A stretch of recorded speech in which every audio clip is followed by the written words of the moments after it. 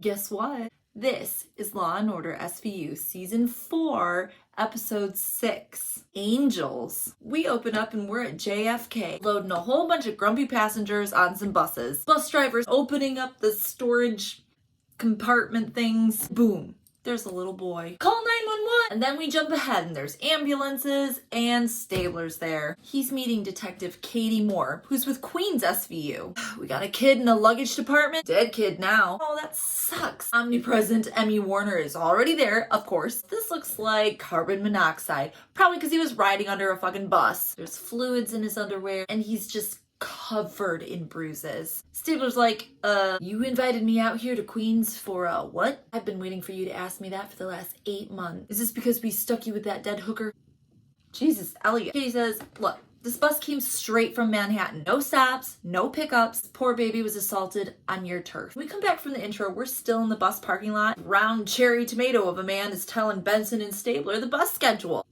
There is a big ass hole in this chain link fence. Every time we fix one of these, another one seems to pop right back up. There is one chunk of plaid fabric hanging from this fence. It's not small. It's like a half a yard of fabric. Benson grabs it for evidence. Under the next bus, Stabler finds a teddy bear. It's got blood and glass on it. They ask Bus Garage Dude if any windows have gotten broken last night. We haven't had a lot of vandalism since we installed the cameras. Why would you not lead with we have cameras? We're gonna need to see all that footage. We jump to Munch in the precinct, sitting nose to nose to a big box TV. Right there, we see the victim and an older boy coming through that hole in the fence. So we still have not identified the victim. Cragen's hoping that something on the teddy bear will lead to his identity. Sure enough, Warner says that the blood on the teddy bear is AB, just like the victim's blood. And the glass that's on the bear matches the cut on the boy's arm. It's like weird tempered glass that's for soundproofing or something. Carrying around a teddy bear doesn't really seem like a street kid thing to do. Warner says, I don't think this is a street kid. He's well fed, recently bathed, and somebody spent a lot of money on those teeth. This is Dr. Noah Kamen, our forensic odontologist. Drink if you just learned a new word. Dr. Noah is looking at the x-rays, invisible braces, and one of these teeth is an implant, which is actually great news because we can tell which dentist it came from. Turn back to Warner and she's got more bad news. Rape kit's back, positive for semen. What's worse, this little guy has healed suture marks on his anus. Somebody's been abusing him for a long time. Benson gets off her flip phone. We gotta go. They may have found our perp. We jump to the bus terminal. Well, shit, how are we gonna find him with all these people? I'll tell you how. A dog. Bring in this good boy, uncredited police dog, and pull out that half yard of clothing to give this bubby a sniff. It doesn't take him long. There's the kid hiding in the luggage and he takes off running. But he's a kid and there's like 1,000 cops looking for him, so he does not make it far. We jump to the precinct where Benson and Stabler are doing an absolute shit job interrogating this poor kid. You're in a lot of trouble, you know. We don't deport killers. Jose's dead? Okay, let's calm down. Let's start over. What's your name? Boy's name is Ernesto Diaz. He was talking about going back to Guatemala. Says he was sent here by boat 2 years ago. Charity promised to protect me, but they gave me and Jose to the man. Fuck. Okay. This man would keep them locked up and just continuously rape them. Most recently, he told Ernesto that he was getting too old for him. At 14, Stabler's dad mode is activated. Can you tell us what his name is? Camera zooms in and Ernesto says, Brett Jansen.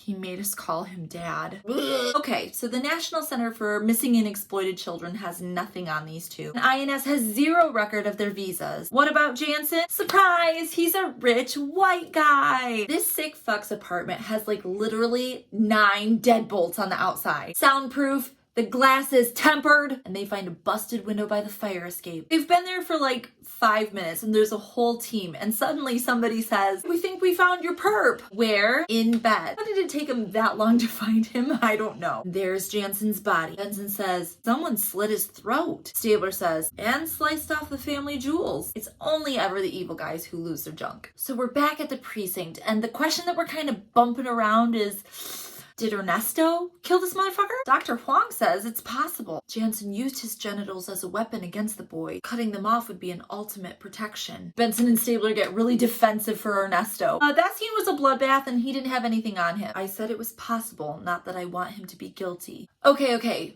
We gotta talk to Ernesto. Huang, what's our play here? Ernesto was abused by a man. Olivia, go in and give him all the love and acceptance you can possibly give him. So Benson heads in to ask Ernesto what happened the night before. Jansen went to Jose's room and Ernesto heard Jose crying. Jansen tells Ernesto that when he's done with Jose, he's gonna show him what real pain is. Then he's threatening little Jose that if he doesn't settle down, he's gonna give him to the other men. Wait a second, other men? Yeah, apparently there's a whole fucking ring of pedophiles. Great. On the other side of the glass, Stabler and Cragen are like pumped up. There's no telling how many of these sick fucks are passing these boys around. Let's go find them all! Or Huang's like, hang on. The level of rage in Jansen's murder could indicate jealousy. Like how? Well, like one of these motherfuckers borrowed Ernesto and didn't want to give him back? Okay, that makes sense because Jansen's house was a fortress. He had to have known and let in his killer. Just then, Finn pops his little head in. It gets worse. How? How can this get worse? You gotta see what we found in his crib. Guess what it is? Child sex abuse material. That's how it gets worse, god damn it. Obviously, they don't show a lot. There's Jansen in the video. And then there's another dude that's there and you don't see his face, but you see some tattoos. And what's this? Bulletins from the North American Man-Boy Love Association. That's right. Fucking Nambla. The whole team is completely skeeved out, but Cragen says if we find the murderer, we might be able to save the rest of the boys that they're holding captive. We track Jose's tooth implant to the dentist. And my brain is like, there's no way that this guy is not a fucking pedophile. Because now I'm paranoid and I'm seeing pedophiles everywhere. Benson and Stabler, meanwhile, are at Jansen's work. They find the name Stuart Lynch in his date book. Trace that dude to the gym. Dude also looks like a pedophile, but it might just be me. He didn't know Jansen had kids. They only ever talk about his kids. Interesting. Okay, do you have any other leads for us? Just one. Tony Damon, who's also at the gym. One more thing, Mr. Lynch. Have you ever been to Jansen's apartment? He says no. And also, it's Dr. Lynch, not Mr. Lynch. Pedophile or not, this guy's a douchebag. He's a surgeon. He reattaches fingers and hands and shit. Before we leave the gym, we touch base with Tony Damon. And for being friends with Brett Jansen, Tony Damon fucking hates this dude. You know, for little reasons, like Jansen threatened to cut off Damon's balls. Speaking of balls being cut off, we're back in the morgue with Emmy Warner. Dr. Warner, thank you. She says that Jansen's balls weren't cut off. They were surgically excised. Stabler breaks a sweat. They were removed with a scalpel by somebody who knows anatomy. And here's the kicker. It was done pre-mortem. Oh. Emmy Warner's on. His throat wasn't just slit. She grabs Stabler to demonstrate. It's cut here and here to go right for the carotid artery. It's morning and we're waking Ernesto up with some really good news. His parents are on the way. We need your help one more time. These other men, was one of them a doctor? Yeah, there was a doctor that would come and see us. Looks through some pictures and picks out Dr. Lynch. Now the team is looking at a whiteboard with 3 pictures. Jansen up top, Dr. Lynch, and Tony Damon. What do we know about these motherfuckers? Well, Dr. Lynch has 3 adopted sons, never been married, and he's known for working on disfigured kids in other countries. Oh. Munch says, yeah, and in his free time, he stitches up the beeholes of his friend's slave children. A real humanitarian. Okay, what about Damon? He's single, has no children, and runs a travel agency. Team's best guess is that Damon is setting up sex tours for other rich white dudes. And that means Dr. Lynch's kids, we gotta get them out of there, which means we have to get a warrant, which means we need to get Cabot to get us a warrant. We jump to a swanky restaurant where Cabot is wearing a red sequin dress looking like sex on a stick. They're pleading their case, which is a little flimsy. Just then, Cabot's date walk up. Who is it? It's that handsome defense attorney, Cabot! Sleeping with the enemy. Cabot's like, okay, if we want these charges to stick, we need to catch him in the act. We're going undercover. Damon already knows Benson and Stabler, so who are we gonna pick? Jump to Tony Damon's office, and he's welcoming John Blackman back. It's Munch! It's a 2-week package complete with entertainment. Plus, you get a videotape to cherish the memory. Do you like boys or girls? And John Blackman, who does not wear glasses, smiles back and says, boys, 11 to 13. Okay, Munch, you're playing this too well. Damon's like, that's great. We work with an orphanage, 5 years old and up.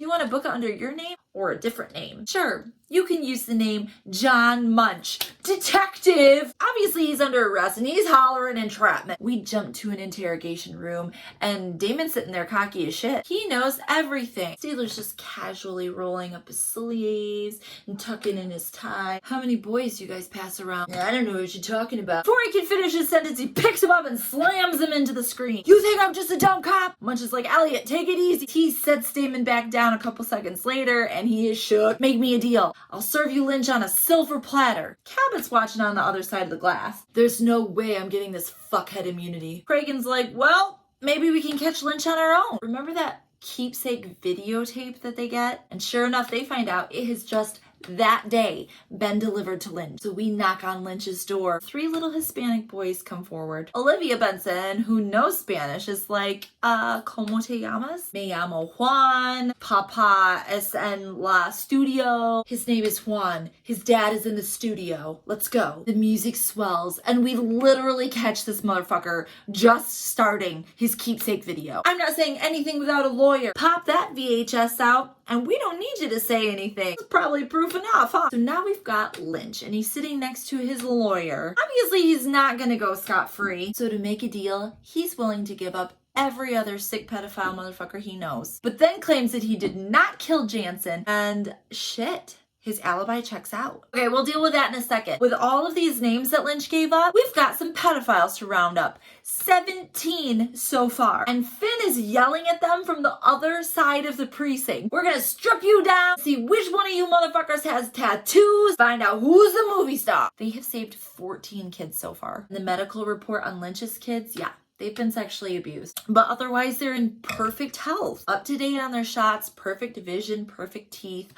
Stabler's face is like, what's the name of that dentist? Massey or Macy. Let's get a warrant and bust into his house. His poor fucking wife. Benz is like, hey, how's you and your husband's sex life? Our marriage isn't about that. Her first husband tried to kill her, so he went to prison, and then they found each other online, and he's taking care of her and her 2 sons. The oldest one, Sean, that he pays more attention to. We get Sean, the older son, in a room. Stabler in dad mode is asking him some questions. I'm gonna be honest, I am going to skip over this whole section. Made me cry. Long and short, yeah, he's abusing the older boy, Sean. Duh. And as Mrs. Macy and Sean are finishing up and walking out, here come Munch and Finn with Macy walking in. Do you not have a pair of walkie-talkies that you can just double check? See if the coast is clear? This fish-eyed motherfucker says nothing and just walks through just staring at them. And he turns back and stares at him. So for our last scene, we've got Macy in the interrogation room. Stabler walks in playing it real cool, immediately apologizing for how he got arrested. Macy asks about him talking to Sean. He told us how much you love him and his mom and how well you take care of him. Hang on a second.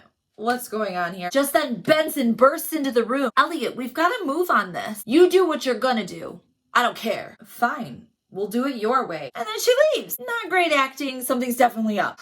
I got a 14-year-old victim that's having sex with a 22-year-old. My partner wants to charge him with statutory rape. That's just ridiculous. Macy's like, it's expressing natural sexual feelings. We shouldn't penalize her because she's young. We're reeling him in. It's too easy. We watch Stabler turn into a little spider and weave his web all around Macy. I believe that you love your boys. Not like Jansen. He hurt his boys. He got what he deserved. Macy is so dumb and thinks they're best friends now. Yeah. Did you like how I surgically detached his balls while he was still alive? Boom! You're under arrest for murder and sexual assault. And this idiot is still surprised. I didn't beat my boys like Jansen did. Stabler gets right up in his face. You had sex with your stepson. You don't think there's anything wrong with that? What kind of sick bastard are you? Screen goes black. Dick Wolf. Now I'm gonna go take a shower because I feel disgusted. And you can too. And that was Law & Order SVU Season 4, Episode 6. Jum jum.